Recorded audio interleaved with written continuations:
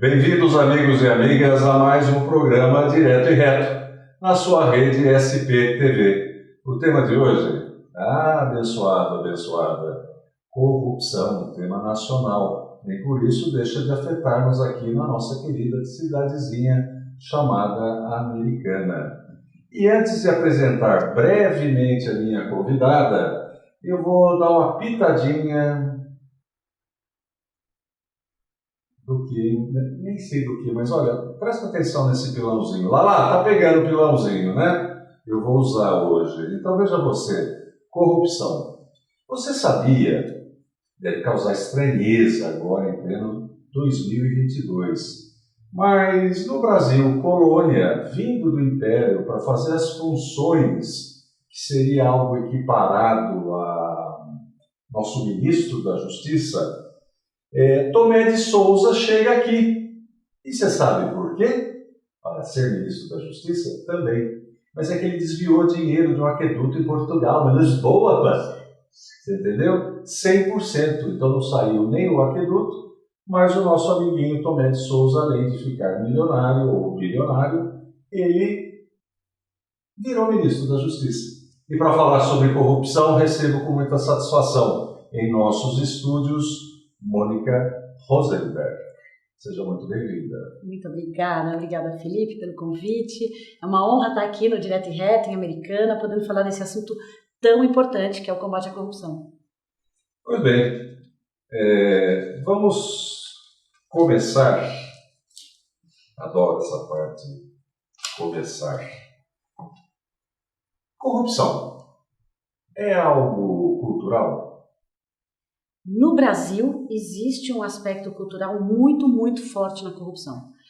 Você contou aí do aspecto histórico, né? Nós temos a corrupção desde sempre no Brasil, mas a cultura de corrupção que faz com que nós consideremos o trouxa, o honesto como um trouxa e o esperto é aquele que burla o sistema, isso parece uma bobagem, mas é muito sério, porque isso faz com que a gente mantenha a impunidade muito forte e que a gente não esteja atuando nos mecanismos de prevenção, porque está virando uma coisa assim, a corrupção não tem jeito.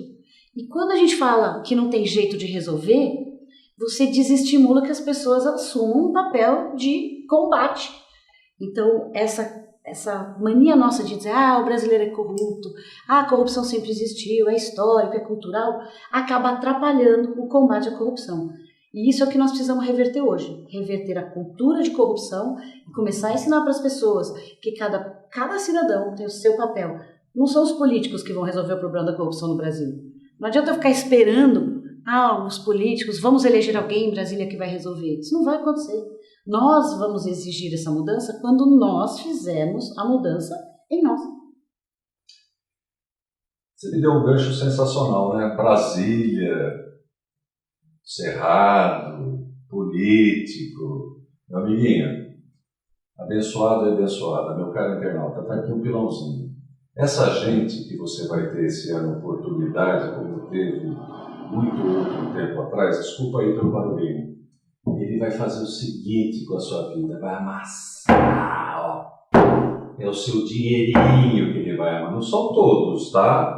Mas esteja preparado para procurar uma agulha no palheiro. Então, olha, amassa seu dinheirinho. Você que não quer votar, jovenzinho, vai amassar o seu ideal, vai amassar o seu futuro, você que tem a vida inteira pela frente. Como eu tenho um programa inteiro pela frente para te convencer a votar, faz o seguinte, não fica só no metaverso, não. Fica também... não fica só no anime, leia Hamlet. Já ouviu falar de Hamlet? Né? Cultura hamletiana? Pois ele diz assim, a consciência nos torna covarde. Dá uma refletida nisso. Outro aspecto da corrupção.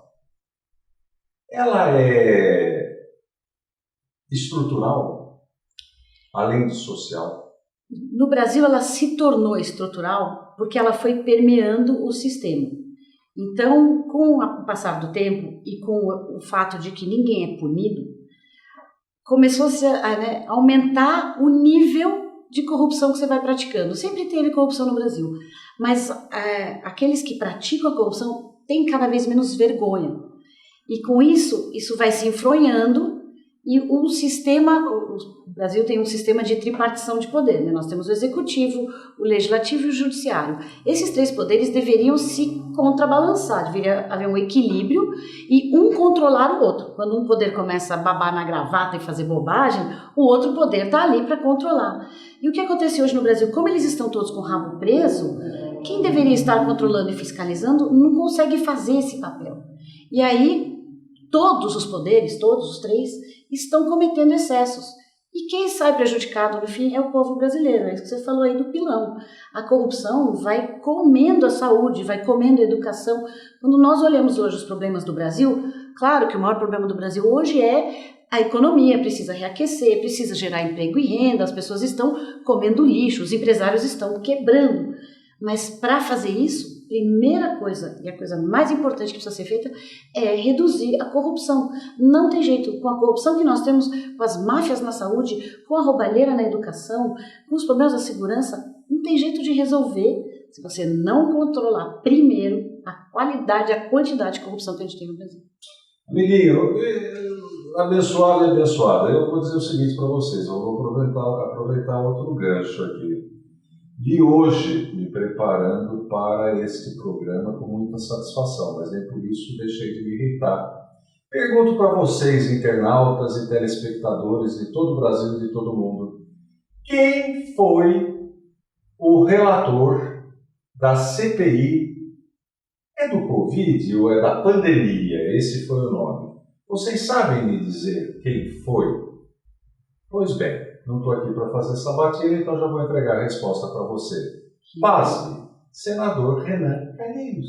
Grande bandido. Por favor, comente. Já convidado, uma vez citado, para vir em nossos estúdios e dar a sua versão generosa deste milagre de... multiplicação. Eu diria um negócio, de demônio para São Tomás de Aquino. Ele é um símbolo das coisas erradas que acontecem no Brasil, né?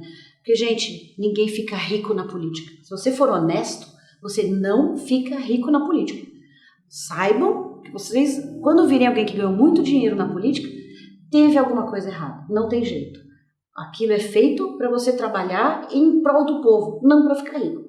Então, ele é um símbolo de alguém que a gente chama de grandes coronéis, num estado muito pobre, mas que tem riqueza acumulada, e ele ficou muito rico. Eu não vou fazer nenhuma acusação aqui, porque sem provas, eu sou advogada, não quero acusar ninguém sem provas, mas é uma questão de simbologia. Ele representa algo muito errado, que está no poder há muito tempo, dinastias políticas, que é outra coisa que a gente precisa enfrentar com coragem, porque não adianta você mudar um bandido pai, colocar o bandido filho e achar que renovou. Nós precisamos realmente mudar a forma como a gente faz política, a forma como as pessoas escolhem os seus representantes. Você falou aí dos jovens que precisam ir votar. É um Google antes de ir votar. Dar um Google em alguns candidatos, olhar os nomes, você consegue ver o que essa pessoa fez na vida. A pessoa está lá falando que vai combater corrupção, e aí você vai olhar e é alguém que está há anos e anos no Congresso e nunca fez nada para combater corrupção. Então dá uma olhada se a prática condiz com o que a pessoa está dizendo e não vote se tiver dúvida. É muito importante, o voto é algo muito sério, muito sagrado. A gente só dá o voto em 2 momentos na vida, no casamento e na urna. O voto do casamento a gente leva tão a sério, por que na urna a gente escolhe na véspera e esquece no dia seguinte? Imagina se tivesse isso com o voto do casamento. Eu vou fazer uma brincadeira aqui, vocês me desculpem, mas tanto o voto quanto o casamento, o resultado é catastrófico. Né? São os cartórios que estão dizendo, não sou eu. Se você escolher errado, sim. Não, mas então o errado está virando regra geral. Deixa eu citar, para continuar ilustrando corrupção, dessa vez Barão de Itararé, porque vocês devem ter ouvido o seguinte: o que é uma negociata? O que tem muito por aí, Brasília, Americana, esse fundinho de mundo. Negociata é um negócio extremamente vantajoso para o qual você não foi convidado. Comente, minha cara doutora. Eu dei esse exemplo ontem, é isso mesmo, um esquema... Transmimento de pensação. É isso. E isso a gente volta na questão da cultura. A cultura brasileira de que a pessoa que comete uma corrupção, porque é um crime, de alguma forma ganha o respeito. Vocês certamente se lembram daquele parlamentar que foi encontrado com dólares em suas nádegas e ele não sofreu nenhum tipo de repúdio social. Certamente, seus coleguinhas no Congresso, quando encontraram, ainda deram tapinha nas costas e riram, porque é uma coisa quase de rir da nossa cara. Não é sério isso. E nós, como sociedade, temos que nos posicionar. Quem está aí assistindo consegue nem lembrar do nome desse parlamentar, porque a coisa virou banal. Em qualquer país sério, essa pessoa não poderia mais sair na rua. Mas aqui é quase assim, todo mundo faz. E aí, muito grave, nós estamos ouvindo agora a volta daquele bordão do Ademar e do Maluf, do rouba, mas faz. Só que isso que é consolo. Pro outro lado, como se fosse admissível pôr alguém para dentro da sua casa que vai trabalhar para você e a pessoa é ótima, mas todo fim de mês você sabe que ele vai lá e vai roubar uma parte do seu dinheiro que você trouxe do seu salário. Não é admissível. A gente não pode, como sociedade, achar que, não, tudo bem, deixa a corrupção, não tem como resolver. É muito importante que a gente comece a se posicionar, que a gente comece a entender como funciona, para poder dizer, chega, basta.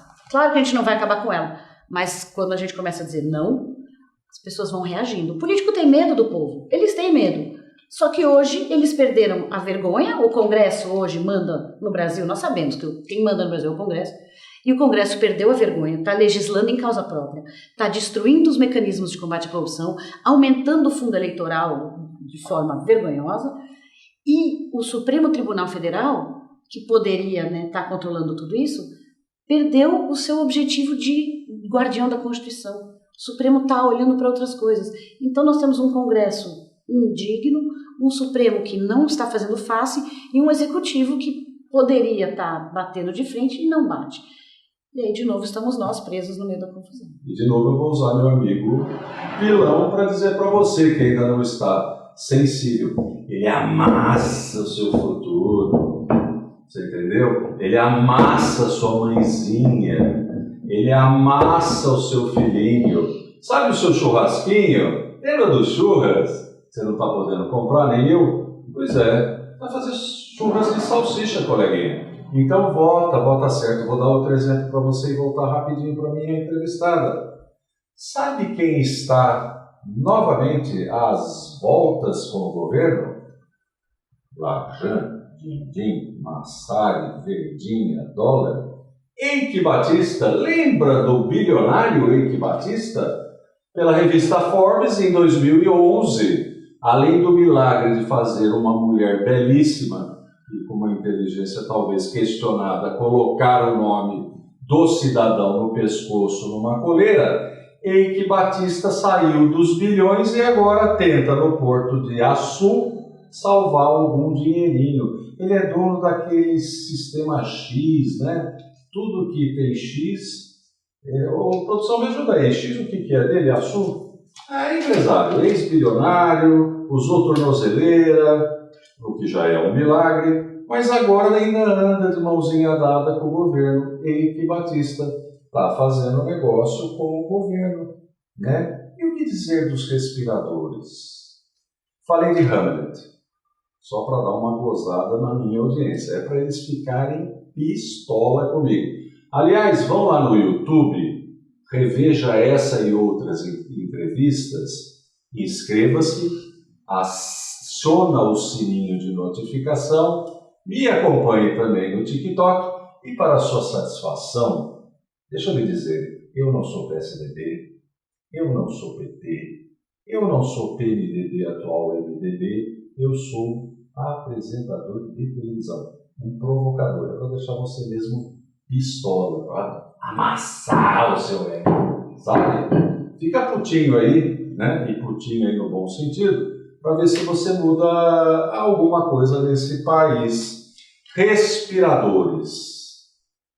Acabou a licitação porque vai matar muita gente, como de fato matou, mas aqui andou uma conversa, ou aqui em Americana, viu, gente? Eu vou só resgatar, não vou ficar batendo nessa tecla, mas disse que era respirador para animal. Porquinho. Teve muita sacanagem na época da pandemia, porque eles foram obrigados a afrouxar alguns controles, e aí existe uma questão que a nossa lei desse tipo de compra é muito rígida, ela amarra demais, e aí eles afrouxam, só que ao mesmo tempo o Congresso destruiu a lei de improbidade administrativa, que era por onde você punia esse tipo de excesso. Então você afrouxa porque existe uma necessidade, mas o gestor público tem que ter certeza de que ele vai ser punido se ele fizer algo errado. Aqui no Brasil, o que eles fizeram? Teve muita gente que fez coisa errada, vai lá e acaba com a lei de improbidade.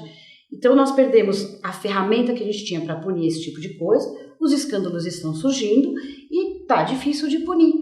E aí quando o gestor tem certeza da impunidade, aí é que eles fazem a festa. Então a gente precisa novamente, como sociedade, estar posicionado, tá expondo esse tipo de coisa, e o escândalo dos respiradores foi um em vários que aconteceram na pandemia, para poder assustar os gestores e dizer, se eu fizer coisa errada, eu sei que eu não vou preso, mas eu não vou ser reeleito. A pessoa para quem eu pedir voto não vai ser eleita. Tem muito prefeito aí que vai pedir voto para deputado, está com medo, porque a população não quer votar em quem é indicado por bandido. E você tocou num ponto importantíssimo quando você falou do EIC. A gente tem que lembrar que o político não comete a corrupção sozinho. Alguém paga para esses políticos para receber algum benefício em troca. E ninguém vai na delegacia para dizer, eu fui vítima de corrupção. A vítima da corrupção é o povo. O crime de corrupto tem dois lados e ambos são criminosos, quem está pagando e quem está recebendo. E a gente precisa se posicionar repudiando ambos. A pessoa que paga propina, no Brasil, tem que ter vergonha de dizer que pagou uma propina. Hoje não é assim. Você fala, eu tenho um esquema bom, eu conheço aqui um vereador que vai lá e vai resolver, eu tenho um vereador que vai furar a fila para você. Os vereadores viram despachantes, em vez de eles estarem resolvendo os problemas, eles estão sendo usados para beneficiar uma ou outra pessoa. Tudo isso está errado, é um sistema que está todo errado. E a sociedade precisa mudar a forma como ela se relaciona com seus políticos e como ela se posiciona em relação a esse tipo de coisa. Citando o Nelson Rodrigues, meu amiguinho e minha amiguinha, e continuando amassando a sua vida, ele diz o seguinte, olha, corrupção é igual mulher feia.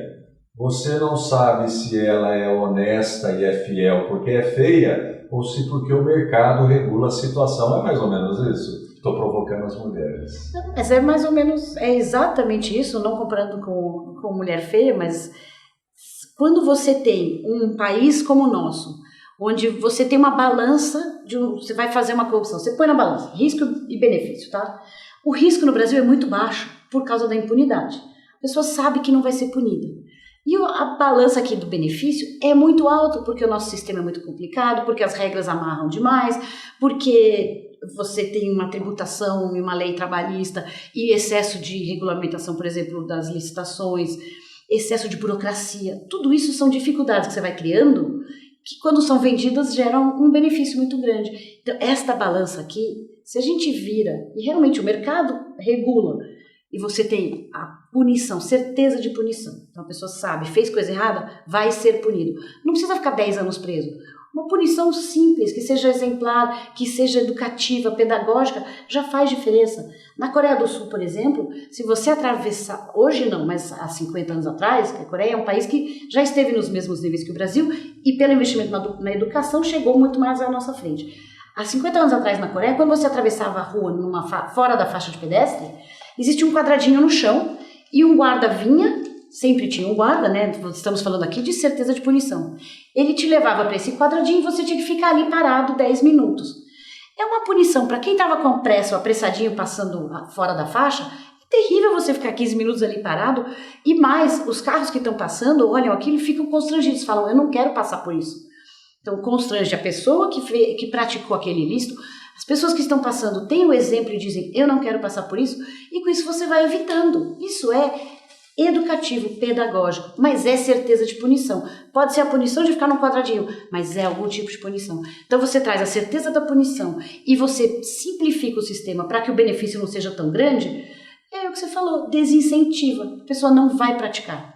Isso é prevenção da corrupção. Eu vou citar realmente de novo, hoje eu estou nojento. Deixa eu dizer, ele diz assim, que a corrupção inicia no berço, junto com a própria mãe, ou junto com a mãe, tipo, olha, se você fizer isso, eu te dou aquilo. Olha, se você não fizer isso, você ganha outro aquele. É assim que funciona? Então vai desde assim, olha, presta atenção, ô cara pálido, abençoado. É mais ou menos assim. Então, a mamãe e o papai já ensinam a ser corruptos? Isso no mundo, não estou falando só no Brasil. Quer imitar o Brasil? Vamos. Mas é assim no mundo. No Brasil, é muito nítido no Brasil, mas só uma pequena correção aí. A mãe que fala para o filho, eu vou te dar um doce, isso é incentivo positivo.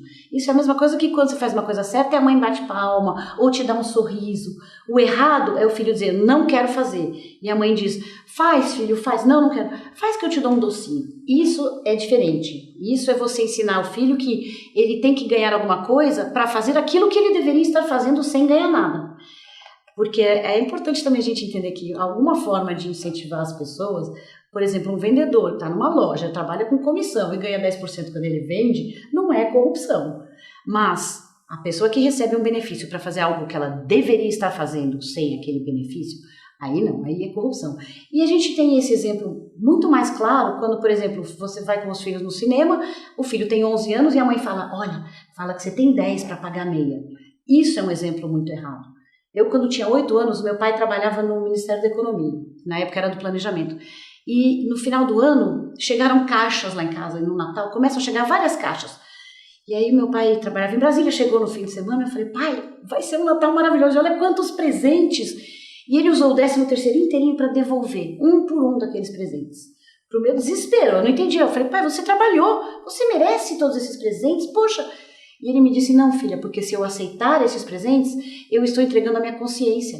E eu, na hora de decidir, vou ter que decidir talvez em favor de quem está me dando presente e não em favor do povo brasileiro. Eu tinha 8 anos, mas aquilo para mim foi uma lição tão forte do que é certo, do que é errado, e essa clareza, às vezes, os pais não têm para ensinar para os filhos.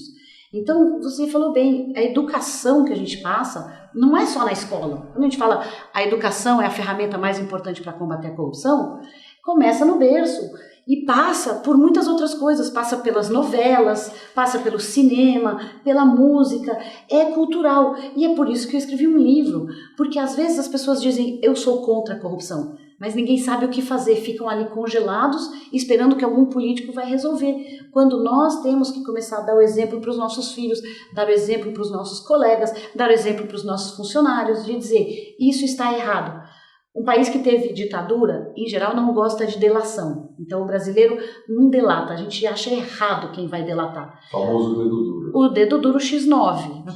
Mas, se você vê uma coisa errada e você não fala nada, você está prejudicando toda a sociedade. Então, você pode ir falar com o seu colega. Você não precisa delatar para o diretor, mas vai falar com o seu colega. Falar, cara, isso que você está fazendo está errado, porque você está roubando a empresa, e isso vai fazer com que um de nós acabe sendo demitido, porque vai faltar dinheiro no caixa no final do mês. Essa consciência de que todos nós participamos do coletivo ajuda a pessoa a entender que um roubo que ela faz aqui tem um efeito cascata que lá na frente vai prejudicar talvez muita gente. Quando você fala de roubar o futuro, é exatamente isso. Um pequeno roubo aqui pode impactar o futuro de outras pessoas. A gente tem que ter consciência. Eu não pego nada que é errado, nada que não seja meu eu não vou levar para casa. Eu não vou fingir que é uma coisa para fazer outra. Eu não vou mentir para ter carteirinha de estudante para poder... Não vou pedir 2 recibos. Vou interromper, porque agora eu tive vários ganchos. Entrevistada boa é essa aí. Deixa eu perguntar uma coisa para você, homem e mulher. Você mente? Já mentiu? A mentira é componente da corrupção? E agora eu vou entregar para o papai e para a mamãe. Vou continuar amassando o papai e a mamãe. Escuta, quando você arruma um atestado falso para apresentar para um professor, para o seu filho ter a chance de, além de não ter falta, fazer uma outra prova, doutora, isso é corrupção? Isso não é o crime de corrupção, mas é desvio de conduta e é uma forma de corrupção da justiça. É corrupção moral. E é muito grave, porque não só ela está desvirtuando o sistema, como ela está ensinando para o filho que isso é admissível, que o filho não precisa fazer esforço, que a recompensa vem sem esforço. Então é muito, muito grave.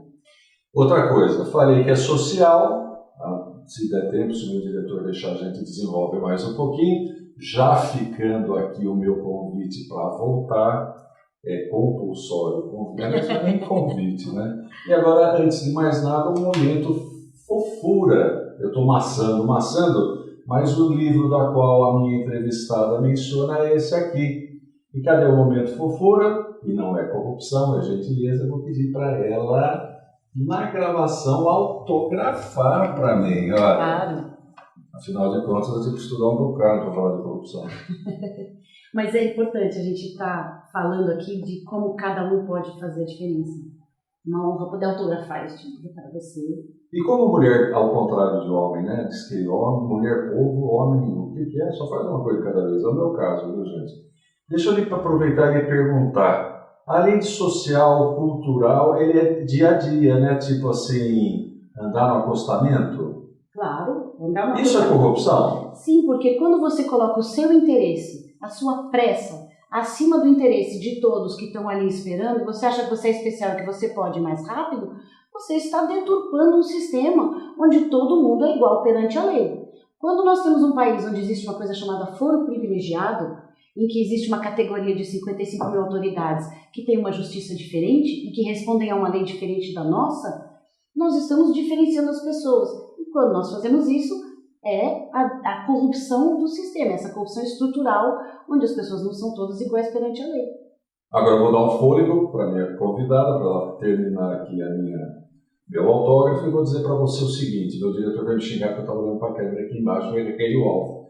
Mas a coisa é a seguinte, olha, eu falei das mulheres, eu estou aqui maçando, sendo até teatral, para dizer o seguinte: se você, mulher, pensa que votar vai melhorar exclusivamente o seu almoço, o seu jantar, o seu churras, o seu relacionamento, a sua libido, deixa eu te dar uma outra informação.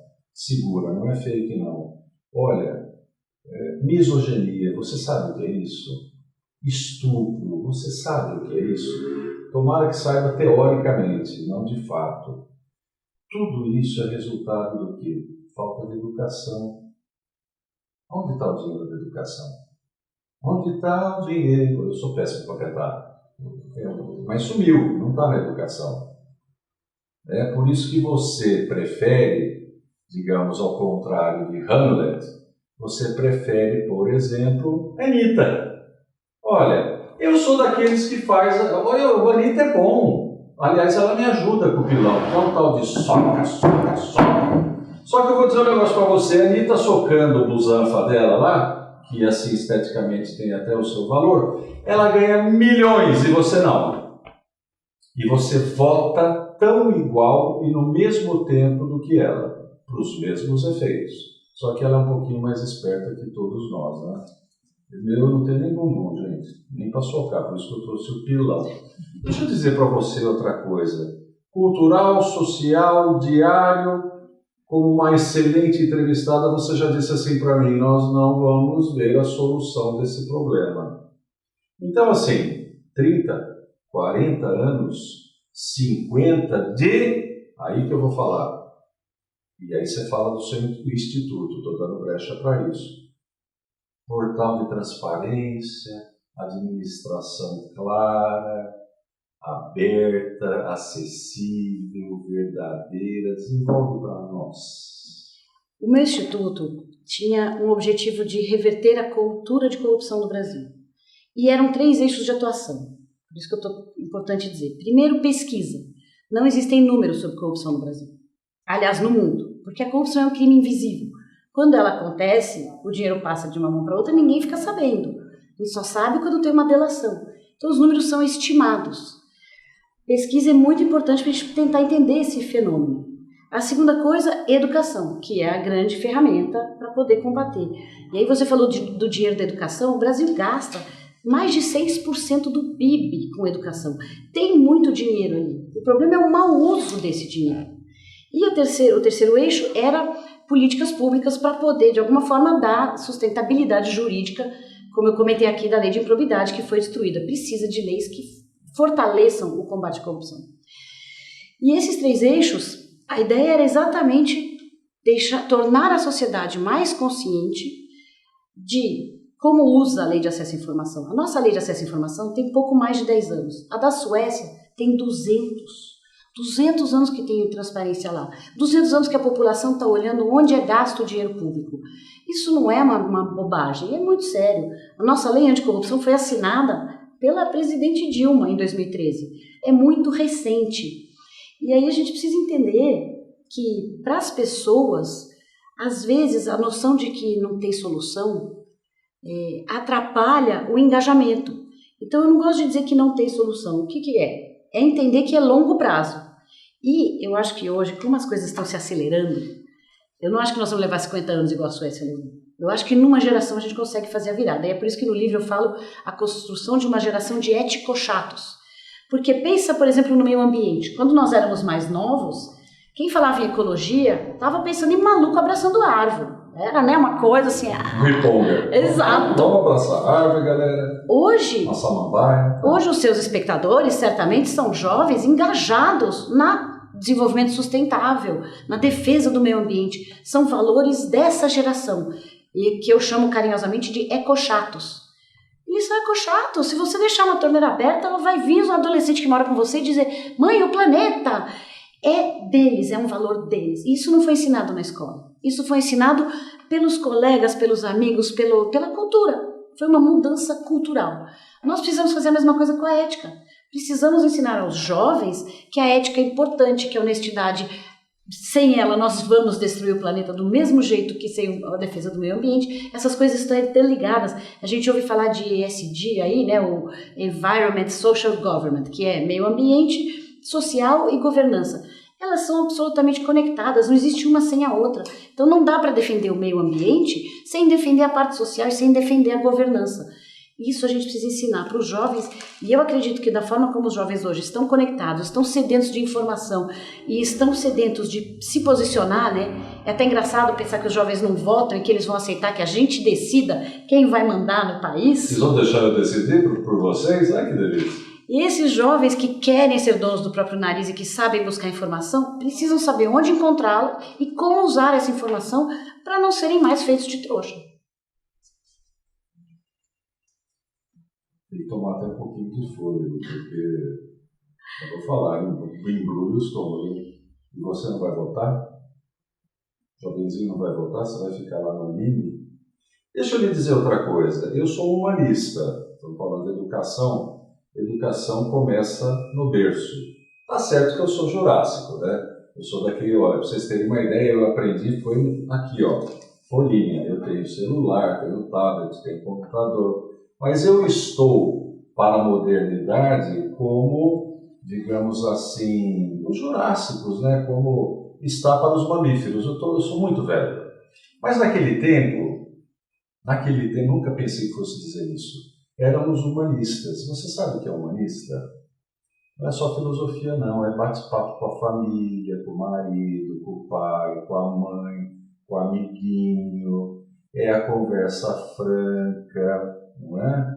É se conhecer para além de um anime, de um...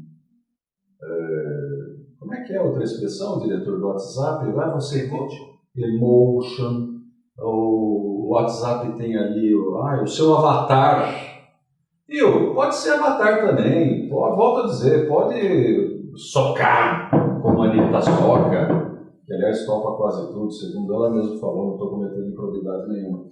Mas também vamos lá estudar um pouquinho, chega de nós vai, nós fica, para mim fazer, subsídio, gente, não é assim. Se você se orgulha de falar um inglês que deve ser macarrônico, com certeza, porque eu vou dizer para o seu português também está bem malhadinho, né? Mas vamos voltar aqui para a corrupção.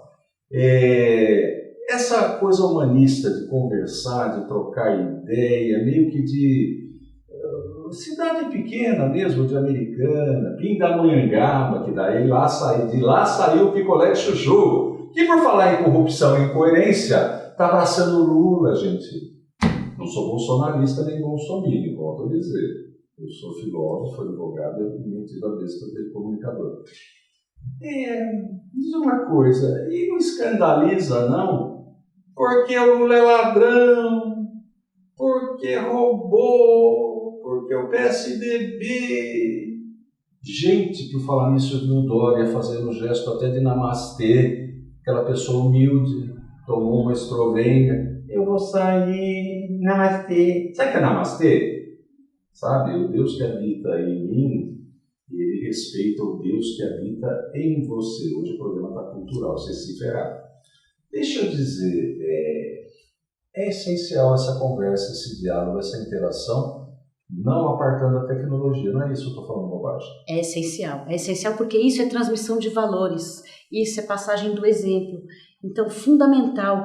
E tem outra coisa que a nossa geração errou muito, minha avó me dizia, filha, a gente não deve falar de política, de futebol e de religião. Sim. E o que acontece hoje? Nós temos uma política absolutamente polarizada, nós temos religiões intolerantes, e nós temos um futebol onde você tem que ter jogos com torcida única, porque as torcidas não se falam mais.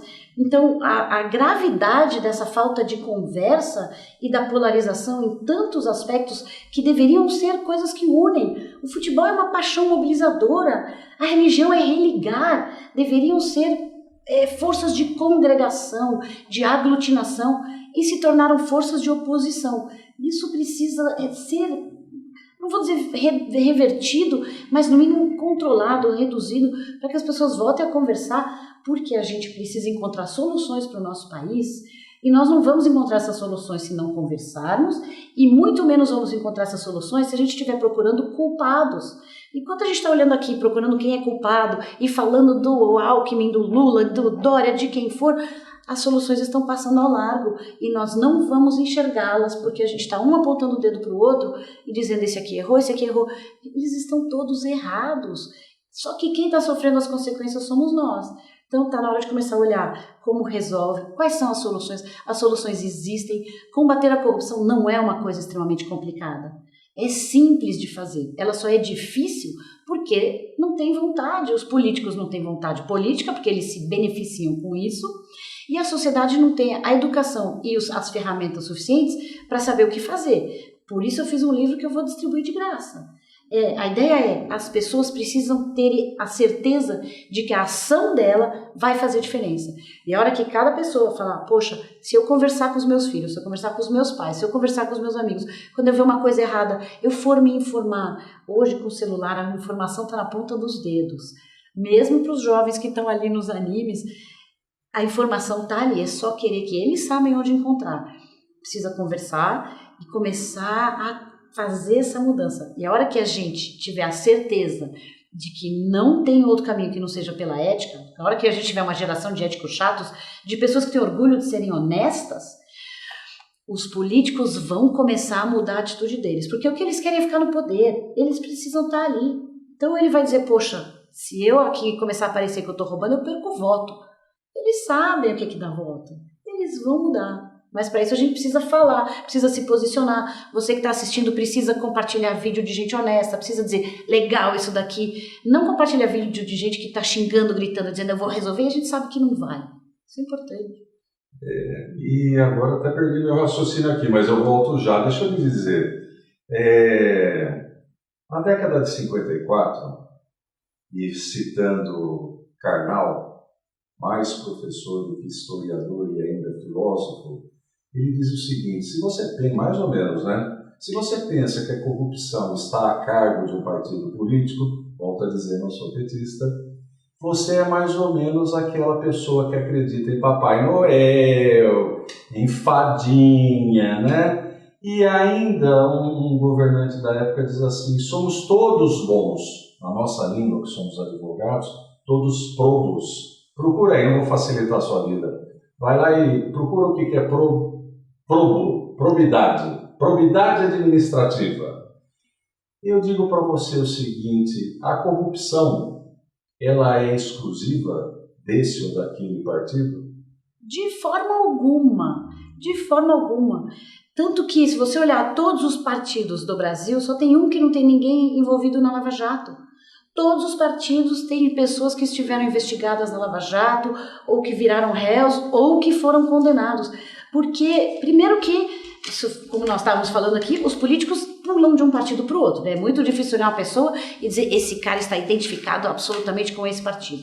Então, além dessa macaquice pular em galho, aí você não sabe quem é, qual partido está ligado aqui em nome, todos os partidos tiveram pessoas envolvidas na Lava Jato. uma falecida Lava Jato, infelizmente, mas não existe nenhum partido que possa se dizer aqui não tem nenhuma corrupção. Existe um que não teve nada, nenhum envolvimento, e aí, assim, partidos são feitos de pessoas, precisa lembrar que as pessoas erram, mas como cada partido lida com o erro das pessoas que estão ali. E o que acontece? Tem partido aí que o presidente foi réu e o partido passou pano. Sabe? Nós vimos o que aconteceu com a Aécio, vou dar nomes aos bois. Aécio Neves. Aécio Neves era presidente. Tá voltando, né? Tá dando as caras de novo. Então, Fala, interrompi. Enquanto os partidos aceitam esse tipo de atitude e alimentam a impunidade porque não reagem e não expulsam, isso continua acontecendo. E eu não quero fazer propaganda partidária que tem um que não tem isso, mas todos os outros têm. Então não é culpa, não dá para dizer, é o partido. É um sistema que já está corrompido, onde os partidos estão envolvidos, onde os caciques partidários estão envolvidos. Eles estão aumentando o valor que eles mesmos recebem, aumentando o valor que eles investem em campanha de reeleição, e agora está no Senado, na pauta para ser votado, um novo Código Eleitoral que reduz a transparência e que reduz a punição para os partidos que comprovadamente usarem errado esse dinheiro. Ou seja, o partido recebe dinheiro nosso, usa como quer, não precisa prestar contas, e se algum desavisado fizer uma burrice tão grave que ele for pego, ele não vai ser punido e ainda vai poder usar o nosso dinheiro para pagar a multa. É de um ridículo que chega a parecer mentira. Eu estou deixando aqui passar algo bem importante. Quem pode e como participa do seu instituto?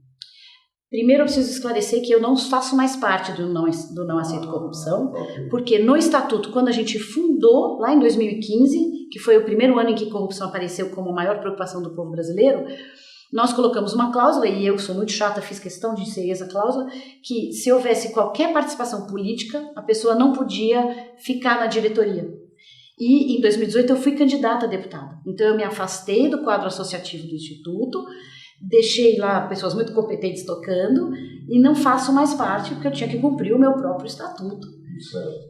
Porque a gente tinha muito medo do mau uso político do Instituto. Porque assim que a gente anunciou, o que teve de vereador, deputado, governador querendo, vou aí fazer uma visita, tirar fotos.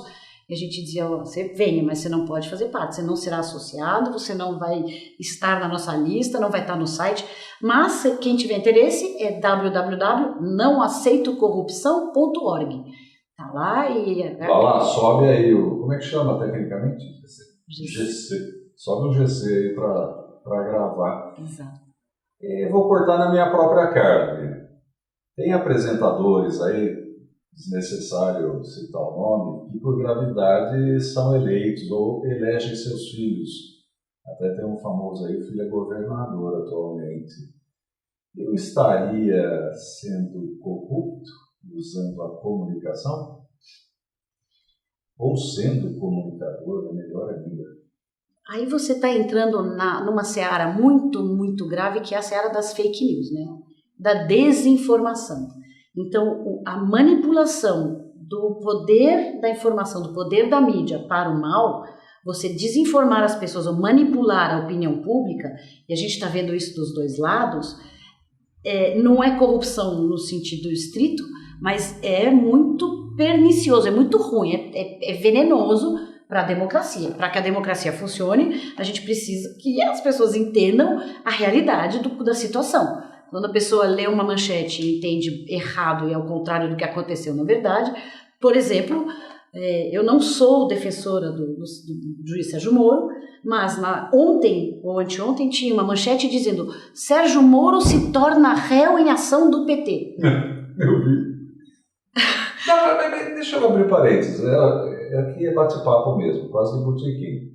Embora não se leve uma dama para o botequim. Mas deixa eu lhe dizer... Como não? Adoro botequim. Então vamos de botequim, eu também. Olha, para irritar vocês, hoje eu estou bandido. Eu sou corintiano, viu, gente? É nóis, né? Embora o português não seja dos melhores. Mas deixa eu dizer para você, que fenômeno que é Sérgio Moro? É um fenômeno ex-juiz, ex-presidenciável, sei lá mais o quê, agora processado pelo PT, e eu também vou deixar uma flecha para você aqui, enquanto tiver bambu tem flecha.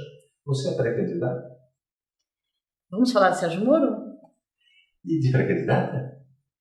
Tá, Sérgio Moro, vai, vou facilitar um pouco. É que, assim, o Sérgio Moro era um exemplo de ética, era um exemplo de postura, era um exemplo de combate à corrupção. É genuíno ou o cara fez tudo pensado como querem eu não que a gente creia? não acredito. Isso aí foi uma dança de acasalamento do Dodó da Macedônia. Ele armou todo o circo, pegou uma dúzia de gaiato aí para ser presidente da República. Eu não sei, não estava dentro da cabeça dele, não me permito como advogada julgar nem o que ele pensava, nem o que aconteceu. Não acredito que ele tenha feito tudo isso de caso pensado, porque se ele quisesse ser presidente do Brasil em 2018, ele seria o presidente hoje. Lá atrás, ele era o grande herói nacional. Se ele tivesse sido candidato em 2018, ele estava eleito. E teve mais de um partido que foi pedir para ele ser candidato a presidente, ele não aceitou. Então eu não acho que foi esse o caminho. Mas quando a gente olha hoje, ele está praticando as mais velhas práticas da política, né? Mudando de partido. É muito triste para quem é desse meio, para quem vem do combate à corrupção, ver o que aconteceu com aquele grande símbolo que nós tínhamos. E aí é muito importante também lembrar o seguinte: o Lula não foi inocentado e o Sérgio Moro não foi condenado a nada. O fato dele ter tido a sua suspeição declarada não quer dizer que ele é suspeito de um crime. É um conceito jurídico, a incompetência e a suspeição, que tem a ver com onde o processo corre. Não tem a ver com um agora ser criminoso e o outro ser inocente. São aí firulas jurídicas que as pessoas precisam entender. E é lamentável, é muito triste que a Lava Jato tenha terminado do jeito que terminou, porque a Lava Jato morreu, a gente precisa desabraçar desse caixão e valorizar o legado que a Lava Jato deixou. A Lava Jato tem um legado aí, que por mais que estejam revertendo as condenações, ninguém vai tirar, que é ter aberto os olhos da sociedade brasileira. Hoje você está aí com o seu pilão, as pessoas sabem que a gente está sendo amassado, torturado, porque a Lava Jato foi ali e mostrou toda aquela podridão que estava ali.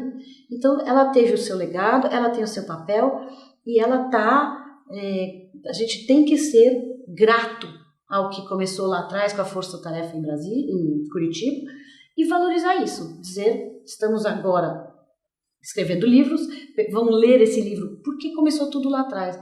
Era muito ruim a gente saber que aquela sacanagem toda estava rolando e que a gente não tinha noção da gravidade da coisa. Hoje, a gente abriu a ferida, saiu aquele pus, nós estamos limpando. Lambendo. E eu acredito que nós vamos chegar em algum lugar. E aí, para responder a sua segunda pergunta, outra coisa que eu aprendi no Instituto é que a participação de mulheres na política, os países que têm mulheres em vários níveis de política, tá? Não estou dizendo vamos eleger a Dilma e ela resolve, mas mulheres no legislativo, mulheres no executivo, esses países têm menos corrupção, porque as mulheres inibem os esquemas, elas constrangem os homens. Então, reduz-se... É verdade. Você fez eu lembrar de uma situação. E vou falar porque eu não me aguento, eu tô coceira. E onde fica aquela Hasselmann, aquela translocada? Então, eu não estou dizendo vamos pôr mulheres porque elas todas resolvem. Em todos os partidos existem mulheres que não vão resolver. Não é assim, põe aí a mulher em vez do homem vai resolver tudo. Se trocar todos os homens por só mulheres, ainda vai ter corrupção. Mas essa presença feminina num congresso, ela reduz. Eu tive em Rio Preto, numa mesa de mulheres, teve uma moça que comentou que no começo da carreira dela, ela trabalhava num grande hospital, ela era convidada para as reuniões quando vinha algum político, porque se ela estivesse à mesa, mesmo que ela não abrisse a boca, o fato dela estar presente na reunião inibia o pedido de propina. O político que ia ali tinha vergonha de pedir propina na frente da mulher. Então, esse não é um papel de, fica ali enfeitando. É o olhar da mulher atrapalha. Então, se a gente conseguir reduzir, e a gente sabe que onde tem mulheres reduz, como é que eu, que era diretora de um instituto, ia me furtar de ser candidata? Então, fui candidata em 2018, com a pauta do combate à corrupção, fiz uma votação muito boa, e aí depois que você rodou o Estado, levando esperança, defendendo a sua pauta, não dava para eu simplesmente voltar para casa e dizer, vou tocar minha rotina. Então... Mas agora você fez eu lembrar de algo muito triste. Agora eu fiquei triste. Mulheres, violência, Marielle Franco presente. Você não tem medo? Eu perguntei para minha audiência, você mente? Agora eu pergunto para você não tem medo? Tiro na cabeça, uma moto do lado, Você está cheio de assessores, inclusive uma, eu estou desconfiado, ela está filmando todo o programa. E eu quero saber se ela pegou o meu melhor ângulo, senão eu vou ficar bravo. Ó, ela sorri. E é palmeirense, viu, gente? Imagina, eu vou sair mais careca, mais gordo, tô lascado. E aí? E o medo? Eu não tenho medo, eu estou muito feliz de poder falar com as pessoas e de poder levar esperança. As pessoas estão precisando de esperança e estão precisando de alguém que acredite na mudança. Então, poder falar com as pessoas e dizer, dá para mudar e existe caminhos, isso me enche de alegria. Eu tenho gostado de rodar o estado, estou levando meu livro e acredito que esse é o caminho. Não tenho medo de tomar um tiro na boca, até porque a minha vontade é estar em Brasília. E esse tipo de violência acontece a nível municipal. Quem toma tiro na boca é vereador. Em Brasília, por talvez estar mais distante, por ser menos personalizado, a violência é menor. A violência é dentro do plenário, mas essa violência física, a ameaça, acontece menos. Então eu não tenho medo. Além do que, eu tenho um perfil muito agregador. O que eu quero fazer é trazer as pessoas para olhar juntos a busca de soluções. Eu não quero estar em Brasília para estar apontando o dedo para ninguém e dizer você é bandida, você é isso. As pessoas chegam em Brasília e esquecem que elas não são mais ativistas e agora elas são parlamentares e que o parlamentar está lá para conversar e buscar as melhores soluções para o país. Eles vão para lá para continuar brigando e gritando. Esse não é o meu perfil. O meu perfil é um perfil de conversar, de entender, de buscar as ideias que funcionam. Ninguém vai me dar tiro na boca, não. Numa cidade vizinha aqui, em Serra, pelo menos essa perna, ele foi muito bacana comigo enquanto pessoa, ambos, né? Secretário aqui do município vizinho, ele foi assassinado, não se fala mais nada. Né? Sabe aquele tipo, Zalaf, acho que tem alguma coisa a ver com dividir o pão, excitação, ônibus. São máfias muito pesadas, né? Ônibus, lixo, cemitérios, caixas pretas aí que as pessoas têm realmente medo. Mas veja que isso é realmente no nível municipal. Eu acho que eu teria mais medo de concorrer a vereadora do que a deputada federal. O meu simpático diretor, para sacaneá-lo, vou citá-lo, Roberto Miani, disse que nós temos 5 minutinhos para esse bate-papo delicioso acabar. Você falou em esperança. E me deu um baile, me deu uma volta. E eu vou fazer de conta que eu caí na sua arapuca. Mas diga assim, me dê uma palavra de esperança para o meu público e aproveita, diz que vai ser pré-candidata. Infelizmente a lei nos impede, né? A gente não pode falar que vai ser, mas eu estou aprovada no processo seletivo do Partido Novo. Sim. Gente inteligente é isso, pronto. E a esperança? A esperança a mudança está na nossa mão. A mudança depende de nós. Meu livro está disponível na internet, www.somostodoscorruptos, sem a interrogação, .com.br. É só entrar lá, se inscrever, leia o livro e depois me diga se você não acredita que dá para mudar. Essa é a esperança. Amigos, amigas, eu tenho muito orgulho de ter esse programa, porque, ao contrário do que Hamlet falou, aqui a gente tem consciência e muita coragem. Não contra ato truculento, mas de propor a vocês um programa que fale de algo tão desgostoso quanto política, pelo menos nos dias atuais. Então, quando esse programa tiver uma audiência digna de você, a sua participação, e também em outras plataformas, eu acho que a minha missão aqui na Terra realmente está realizada. Eu posso pegar como é que chama aquele busão, né? Como é o quê? Você vai pelo mundo afora dirigindo um carrinho ali. Se bem que o Volkswagen e o cachorro, vocês viram ontem? O dono do Volkswagen e o cachorrinho bateram e babaram. Eu acho melhor ficar em casa jogando truco. Ou no boteco, né? Isso. Então essa é a esperança. É a esperança, que a mudança está nas nossas mãos, não é impossível de fazer. Mônica, dizer que eu não quero lhe reconvidar, fake news. Dizer que eu não desejo que você se torne governo Mentira. Então, eu vou encerrar hoje essa perna do nosso programa. Eu nunca me preparei tanto, eu nunca fui tão genuíno. Então, é genuíno para poder falar do nosso assunto. Estou desgastado. Não por causa de você. Eu tenho 57 anos de idade. Quando eu era menininho, eu ouvia assim: o Brasil é o país do futuro. Esse é o nosso futuro. A massa! Preciso falar mais alguma coisa? Até o próximo programa. E participa, viu, abençoado? Até mais.